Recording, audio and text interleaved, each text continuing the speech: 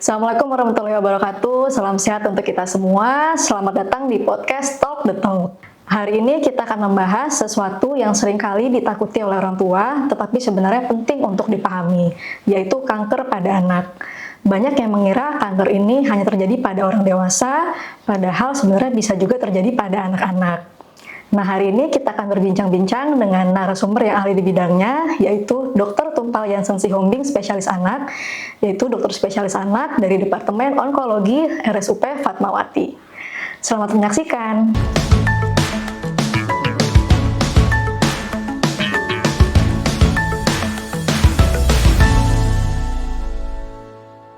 Selamat siang dokter, apa kabar ya dok? Siang, kabar baik dokter Ayu. Oke, terima kasih sudah hadir ya dok. Ya, terima kasih. Oke, jadi siang hari ini kita akan berdiskusi ya dok ya, tentang kanker pada anak. Kebetulan kan memang tanggal 15 Februari ini kita memperingati Hari Kanker Anak Sedunia ya dok. Betul.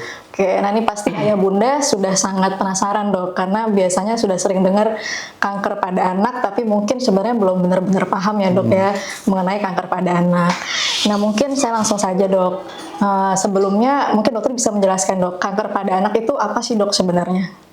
Baik, Bapak Ibu sekalian, sudah sering mendengar bahwa anak mendapat kanker itu merupakan suatu petaka biasanya. Jadi kanker itu adalah merupakan sel yang sel normal bertumbuh dengan cepat di luar kaidah-kaidah pertumbuhan sel yang normal, sehingga dia akan menyebabkan organ tersebut menjadi membesar dan mungkin dan jelas fungsinya tidak normal. Kalau dia di darah, pada anak yang tersering adalah leukemia, jadi sel darah putihnya sangat meningkat. Nah, hal-hal yang berpengaruh kenapa seseorang itu bisa kena kanker itu biasanya yang jelas harus ada peran genetik di sini. Di samping adanya peran-peran faktor lingkungan, kemudian juga mungkin infeksi atau radiasi dan kebiasaan konsumsi makanan sehari-hari. Itu mungkin dokter Ayu sekilas. Oke dok, jadi tadi sel yang normal tapi tumbuhnya jadi bisa berlebihan atau tidak normal ya, begitu. Kemudian tadi dokter sampaikan ternyata ada beberapa faktor resiko ya dok yang bisa mengakibatkan anak ini lebih berisiko tinggi mengalami kanker. Nah tadi ini yang menarik dokter sebut salah satunya makanan atau pola makan yang tidak sehat ya dok ya. Nah mungkin ayah bunda sekalian ini penasaran, kira-kira memang pola makan seperti apa dok yang kira-kira bisa berpotensi meningkatkan risiko kanker pada anak dok? Ya baik, terima kasih dokter Ayu. Jadi Bapak Ibu sekalian, makanan yang jelas berpengaruh adalah makanan yang tidak natural, alias mengalami proses pengawetan sehingga bahan tersebut bisa dikonsumsi untuk waktu panjang. Jadi mungkin biasanya ada bahan-bahan pengawet seperti daging yang diawetkan itu mengandung nitrat dan kemudian dirubah menjadi nitrit. Nah nitrit itu kadang-kadang bisa menyebabkan kanker. Belum lagi mungkin kemasannya menggunakan plastik atau ya bahan-bahan seperti itulah. Jadi disarankan makan itu adalah makan dari bahan alami yang diciptakan Tuhan, lalu dimasak sendiri oleh keluarga di rumah. Itu yang makanan paling baik. Itu yang paling baik ya dok ya. Jadi sebaiknya anak-anak kita diberikan makanan yang sehat lah betul. Ya dok. Gitu. Kemudian tadi dokter juga bicara tentang faktor genetik dok. Nah itu bisa dijelaskan dok faktor genetiknya seperti apa? Apakah memang kanker anak tuh diturunkan atau seperti apa dok?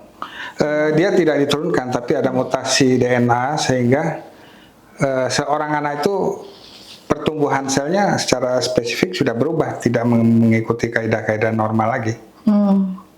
Jadi kalau orang tua bertanya kenapa anak saya 5 kok yang kena cuma 1, jadi nggak bisa juga kita bilang karena keturunan dari lahir, tapi jelas ada perubahan-perubahan struktur genetiknya.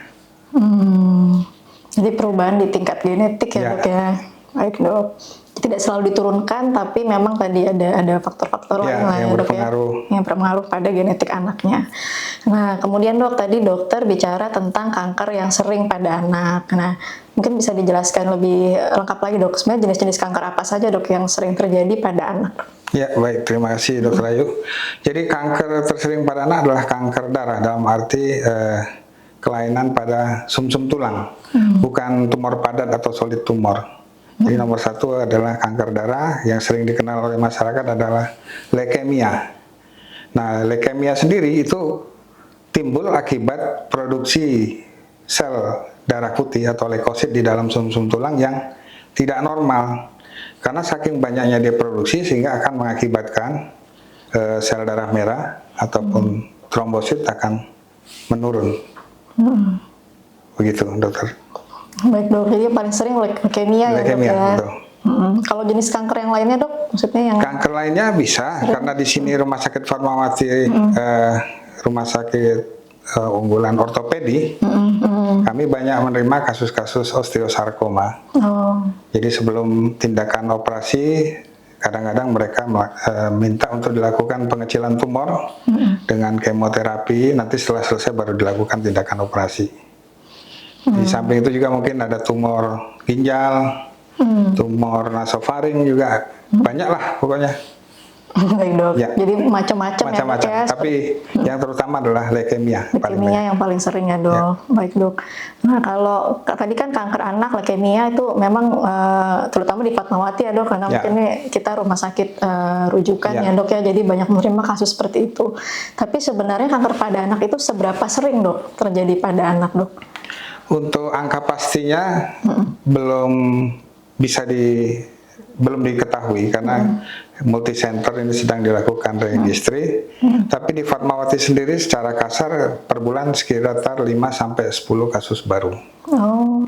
Ya, baik leukemia maupun tumor-tumor rujukan mungkin dari ortopedi ataupun dari sejawat urologi. Jadi memang masih leukemia yang paling banyak. Paling banyak ya dok ya. Iya. Jadi mungkin nanti kita sekalian bahas nih dok ya. Mungkin angka kejadiannya ini meningkat, kewaspadaan orang tua juga mungkin sudah makin meningkat sekarang ya dok ya. Nah kita masuk nih dengan gejala-gejala yang memang harus diwaspadai orang tua dok. Nah gejalanya apa saja sih dok, kita curiga anak ini nih mengarah ke kanker gitu, atau seperti apa dok kira-kira gejalanya? Baik Bapak Ibu sekalian, mungkin Bapak Ibu perlu curiga ke arah kanker bila anaknya satu, sering aktivitas menurun, mungkin dijumpai pucat, atau mungkin juga demam berulang, atau mungkin juga ada lebam-lebam atau perdarahan. Tapi itu juga tidak selalu sih. Jadi bila gejala-gejala perdarahan, gejala-gejala infeksi, dan gejala-gejala anemi timbul, mungkin bisa dicurigai ke arah leukemia. Di samping itu mungkin kalau pada tumor padat akan teraba benjolan-benjolan di daerah perut atau di daerah tulang atau di daerah mana organ terkena. Jadi seperti nafsu makan menurun, aktivitas berkurang, begitu dokter. Salah satunya. Baik dok, jadi kalau ada gejala-gejala atau tanda-tanda seperti itu sebaiknya langsung diperiksakan ke dokter ya dok, betul. Supaya kita bisa, ya dokternya bisa mengevaluasi, lebih waspada kalau perlu dirujuk untuk mendapatkan tata laksana yang lebih cepat ya dok. Nah berarti kan tadi dokter ucapkan tadi ya dok ya, ada beberapa gejala tuh yang memang perlu diwaspadai.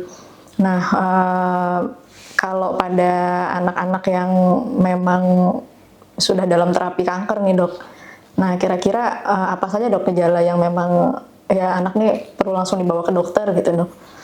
Oh, untuk diagnosis awal begitu maksudnya. Jadi bila Bapak Ibu tadi curiga anaknya dijumpai keluhan-keluhan seperti yang saya utarakan sebelumnya, kami akan melakukan diagnosis terhadap anak dengan cara melakukan pemeriksaan sederhana dari darah maupun urin dan lain-lain, sampai dilakukan pemeriksaan penunjang seperti pemeriksaan sumsum tulang, kemudian radiologi, ronsen atau CT scan, tergantung kebutuhan yang disesuaikan dengan kondisi yang ada.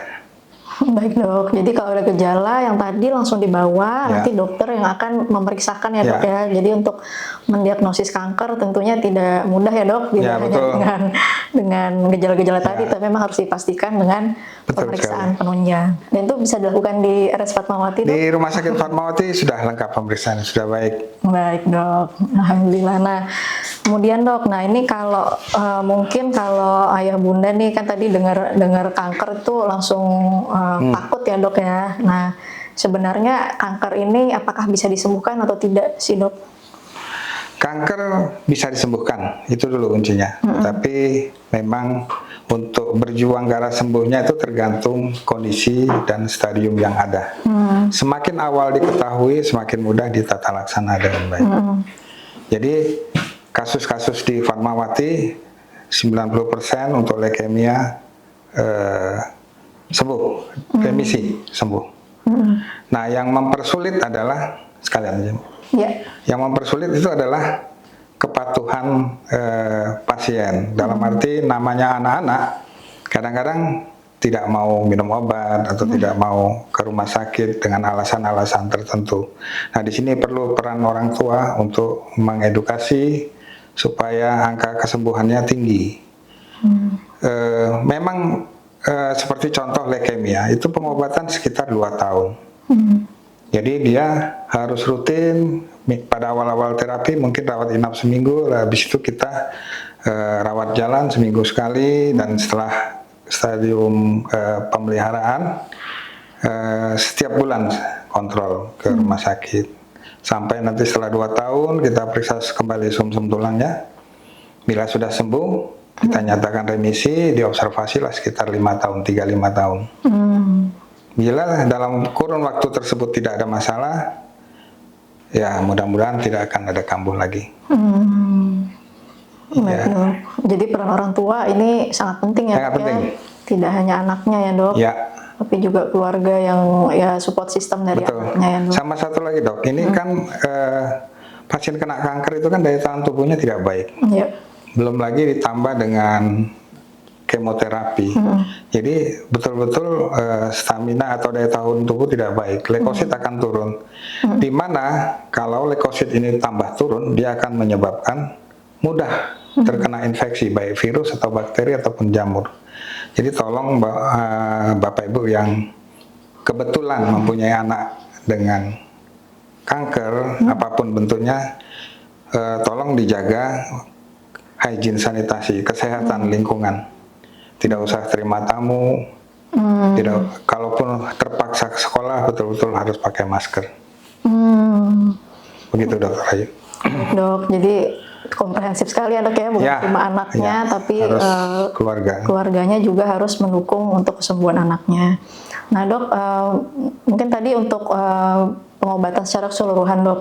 Nah, tadi selain kemoterapi, apakah ada tata laksana lain, Dok, untuk pasien kanker anak biasanya? Ya, kalau namanya leukemia, terapi utama adalah kemoterapi. Tapi kalau tumor padat, namanya juga tumor padat, tindakan pertama adalah operasi, menyingkirkan tumor seluas-luasnya. Lalu ditunjang dengan kemoterapi atau radioterapi. Begitu. Di sini sudah bisa, di Fatmawati sudah Semua bisa. sudah bisa ya, Dok? Ya. Baik, Dok. Jadi tergantung dari jenis kankernya juga Ya, ya, Dok betul. ya. Baik, Dok. Nah, kemudian tadi masuk ke yang tadi, Dok. Anaknya kan harus dijaga nih ya, Dok ya. Saya sudah diagnosis kanker, harus dijaga supaya tidak sakit gitu ya. Nah, ini mungkin banyak juga yang penasaran, Dok, kalau anak kanker ini sebenarnya perlu dilakukan imunisasi nggak ya, Dok? Untuk menjaga daya tahan tubuhnya gitu. Oh iya, betul sekali, Dokter Ayu. Jadi anak yang kena kanker pun harus kita imunisasi, tapi jenis vaksinnya harus kita pilih.